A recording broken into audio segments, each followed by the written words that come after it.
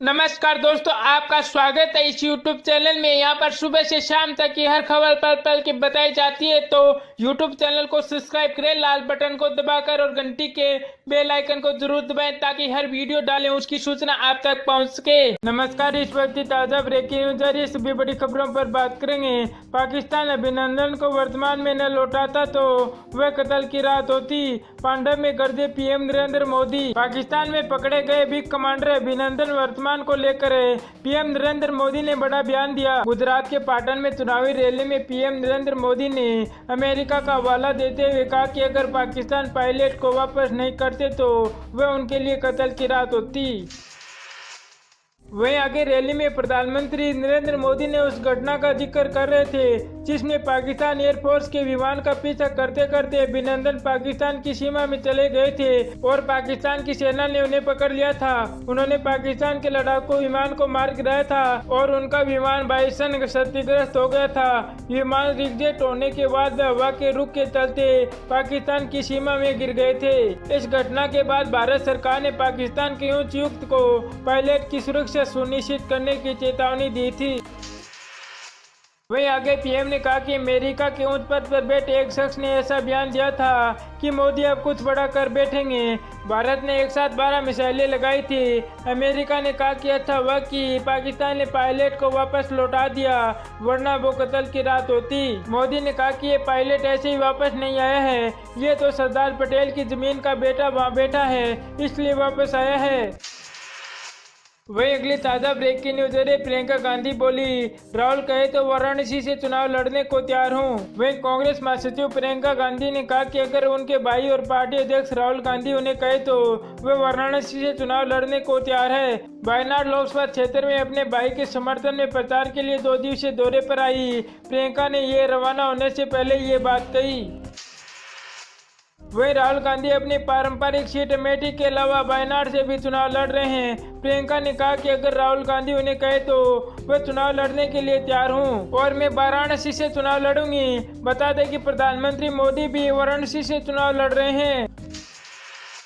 वही अगले खबर आ रही, कांग्रेस नेता और राज्य संसदीय आनंद शर्मा ने कहा कि अगर लोकसभा चुनाव में कांग्रेस को सबसे ज्यादा सीट मिलती है तो राहुल गांधी देश के पहले प्रधानमंत्री होंगे। आनंद शर्मा ने यहां एक संवाददाता सम्मेलन को संबोधित करते हुए कहा कि प्रधानमंत्री नरेंद्र मोदी और उनके राज्य के सरकार का वही हाल होगा जो 2004 में अटल बिहारी वाजपेयी की सरकार का हुआ था।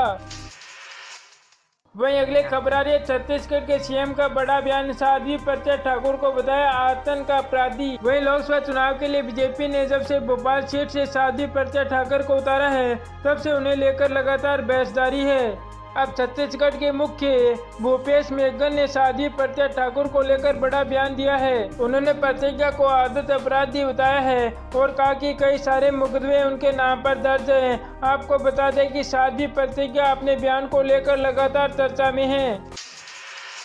पीएम नरेंद्र मोदी आज राजस्थान में अपनी 2 और गुजरात में एक चुनावी जनसभा को संबोधित करेंगे। वहीं भाजपा अध्यक्ष अमित शाह आज गुजरात के सांदाल में रोड शो करेंगे। बसपा प्रमुख मायावती आज झारखंड में अपनी रैली को संबोधित करेगी। राजनाथ सिंह भी मध्य प्रदेश में चुनावी रैली को संबोधित करेंगे। यूपी सीएम योगी आदित्यनाथ आज रामपुर, लखीमपुर, हरदोई, अकबरपुर और कानपुर लोकसभा सीट में अपनी चुनावी जनसभाओं को संबोधित करेंगे। आज से तीसरे चरण के चुनाव के लिए प्रचार प्रसार समाप्त हो जाएगा। वहीं अगली खबर आ रही है, राहुल गांधी की तरह क्या पीएम नरेंद्र मोदी भी 2 सीटों से चुनाव लड़ने वाले हैं, इस राज्य ने उठाई है मांग। वहीं कांग्रेस राहुल गांधी इस बार चुनाव में 2 सीटों से चुनावी मैदान में हैं। परंपरागत अमेठी सीट से वे चुनाव लड़ रहे हैं। दक्षिणी भारत में राज्य के केरल में वायनाड से भी वो चुनावी मैदान में हैं। अपने संबोधन में राहुल गांधी इसे दक्षिणी भारत को एक संदेश देने की बात कहते हैं। वहीं बीजेपी का दावा है कि अमेठी से राहुल गांधी की हार सुनिश्चित है। इसी तरह उन्होंने दूसरी सीट से चुनाव लड़ना मुनासिब समझा था। केरल कांग्रेस ने वायनाड चुनाव से लड़ने के लिए प्रस्ताव भेजा था। उसी तरह पश्चिमी बंगाल की बीजेपी इकाई ने पीएम नरेंद्र मोदी को राज्य की किसी सीट से चुनाव लड़ने का अनुरोध किया है। बीजेपी भारतीय जनता पार्टी की पश्चिमी बंगाल इकाई ने प्रधानमंत्री नरेंद्र मोदी को राज्य के किसी लोकसभा सीट से चुनाव लड़ने का अनुरोध किया है। वरिष्ठ भाजपा के नेता मुकुल रॉय ने उसकी जानकारी दी। पश्चिमी बंगाल में 42 लोकसभा सीट है। उन सीटों पर 7 चरणों में मतदान होना है। वहीं अगली खबर आ रही रिजर्वेशन पर बोले पीएम मोदी, बाबा साहब के बनाए आरक्षण को कोई नहीं लगाएगा हाथ। वहीं प्रधानमंत्री मोदी ने बिहार के एरिया में एक जनसभा को संबोधित किया। इस दौरान उन्होंने आरक्षण की बात करते हुए कहा कि बाबा साहब भीमराव अम्बेडकर के बनाए गए आरक्षण नियमों को कोई भी हाथ नहीं लगाएगा। इस दौरान उन्होंने कहा कि किसी भी जाति पाति से पहले हम भारतीय हैं। कांग्रेस पर निशाना साधते उन्होंने कहा कि वोट भक्ति की राजनीति करते हैं। उन्होंने कहा कि बाप ने पहले अफवाह फैलाया और बाप बेटा मिलकर अब झूठ बोल रहे हैं। आरक्षण खत्म कर दिया जाएगा। पीएम मोदी ने सभा को संबोधित करते हुए कहा कि झूठ की राजनीति करने वाले बिहार में अफवाह फैला रहे हैं। वो कह रहे हैं सामान्य वर्ग को दिया गया 10% आरक्षण सिर्फ चुनावी जुमला है, इसके बाद वो समाप्त हो जाएगा। वही कार्यक्रम के दौरान उन्होंने कहा कि विपक्ष लगातार शहीदों का अपमान कर रहे हैं। पीएम मोदी ने कहा विपक्ष ने सर्जिकल स्ट्राइक पर सवाल उठाए हैं। जब तक ये चौकीदार है, देशभक्ति की सुरक्षा पर कोई भी हाथ नहीं आएगा। हम देशभक्ति की राजनीति करते हैं। नरेंद्र मोदी बोले तय हो चुकी है सपा बसपा की दोस्ती टूटने की तारीख। वहीं प्रधानमंत्री नरेंद्र मोदी ने सपा बसपा गठबंधन पर करारा हमला करते हुए कहा कि जनता खोखली दोस्ती करने वालों का सच जानती है और इन दोनों की दोस्ती टूटने की तारीख भी 23 मई तय हो चुकी है। मोदी ने आयोजित चुनावी रैली में वर्ष 2017 के उत्तर प्रदेश विधानसभा चुनाव में वे सपा कांग्रेस गठबंधन का जिक्र करते हुए कहा खोखली दोस्ती करने वालों का सच हम अच्छी तरह से जानते हैं। एक दोस्ती सपा कांग्रेस गठबंधन में हुई थी जब यूपी विधानसभा चुनाव चल रहे थे। चुनाव खत्म होते ही दोस्ती खत्म होकर दुश्मनी में बदल गई।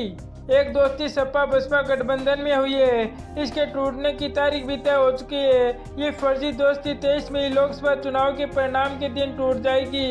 ये दोनों अपनी दुश्मनी का पार्ट 2 शुरू कर देंगे, एक दूसरे को तबाह करने की धमकियां देने लगेंगे।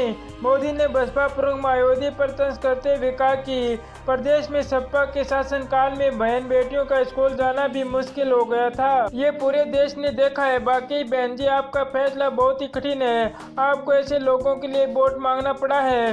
दोस्ती टूटने की तारीख मत भूलिएगा, 23 मई गुरुवार।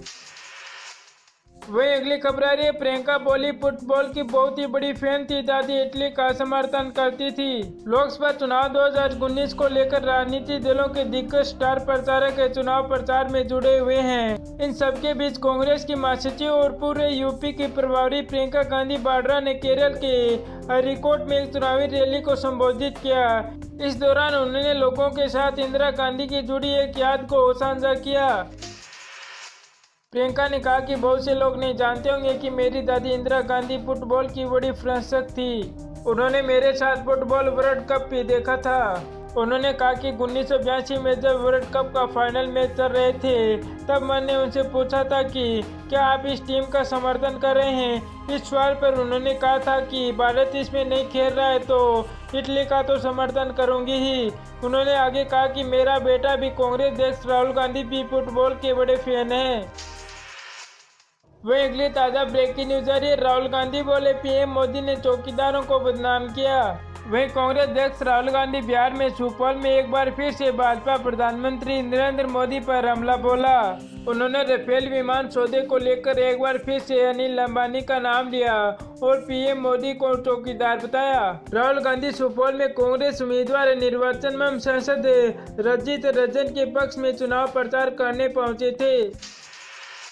राहुल गांधी ने कहा कि पूरे देश में बिहार के सैकड़ों युवा जाकर बैंक के सामने, सरकारी और निजी संस्थाओं के सामने चौकीदारी करते हैं। जो बिहार के चौकीदार होते हैं वे ईमानदार होते हैं। बिहार का चौकीदार किसी बैंक के सामने खड़ा हो जाए तो उस बैंक की कभी भी चोरी नहीं हो सकती। वहीं दूसरी ओर मोदी जी हैं जो खुद को चौकीदार कहते हैं। सचमुच वो अनिल अंबानी के चौकीदार हैं। उन्होंने चौकीदार के नाम पर बिहार के युवाओं को चौकीदारों को बदनाम किया है। राव ने कहा कि कोसी में कुछ रात रायबदी आई तो सोनिया गांधी और मनमोहन सिंह की सरकार ने 125 करोड़ का पैकेज दिया। क्या चौकीदार चौकीदारी करने आते हैं? उन्होंने कहा कि क्या बिहार में पैकेज दिया? ये चौकीदार देश का नहीं, अनिल अंबानी की चौकीदारी करने आते हैं। नमस्कार दोस्तों, आपका स्वागत है इस YouTube चैनल में। यहाँ पर सुबह से शाम तक की हर खबर पल पल की बताई जाती है, तो YouTube चैनल को सब्सक्राइब करें, लाल बटन को दबाकर, और घंटी के बेल आइकन को जरूर दबाएं ताकि हर वीडियो डालें उसकी सूचना आप तक पहुँच सके।